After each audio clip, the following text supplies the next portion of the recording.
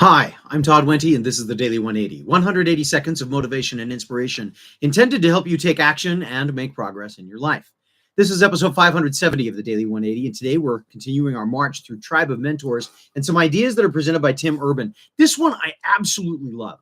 I taught a philosophy class a few years back, and one of the things that we talked about, we read an article by James Allen called The Will to Believe.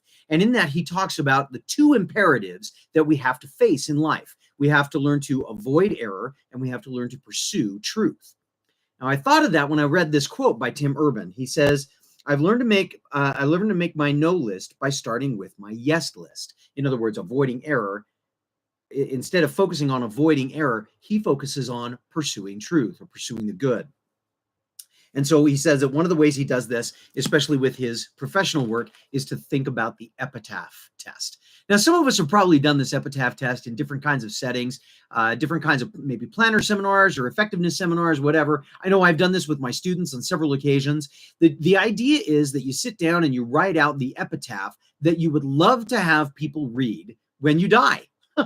Now, I know somebody is out there saying, okay, Todd, you lost me at I don't want to die. Nobody wants to die, but all of us have to recognize one day we will, right? So we stop, and sometimes we should look back and say, well, what is it I wish I had done? And what are those things? Because when we go to a funeral, we hear the things that people have done. And sometimes we go, wow, I never knew they did that. And that's fine. You know, we don't need to broadcast everything that we do all the time. But this idea of sitting down and saying, no, I want to really make these things. These are the things that I really want to pursue. Whether that's starting a business, maybe it's writing a novel, maybe it's making a film. I'm thinking about some of the creative things that I might be involved in. Maybe it's making some kind of a scientific discovery or securing a patent. There's all kinds of things that we as human beings say to ourselves, man, I'd really love to do that. And I guess part of the key, at least for me, is when I'm reading that, I say to myself, or I'm thinking about that, and I say to myself, no, this is what I would like my children and my grandchildren to remember about me.